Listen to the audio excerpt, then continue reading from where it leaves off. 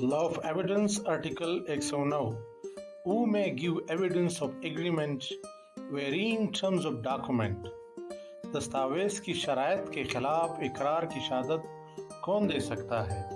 وہ اشخاص جو فریقین دستاویز یا ان کے قائم مقام مفاد نہیں ہے ایسے واقعات کی نسبت شہادت دے سکتے ہیں جو ام حصر اقرار کے خلاف شرائط دستاویزات پر دلیل دے۔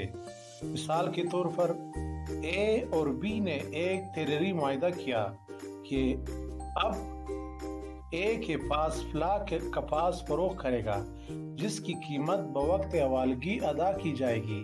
اسی وقت ان کے درمیان ایک زبانی اقرار ہوا کہ اے کو 3 ماہ کا ادھار دیا جائے گا۔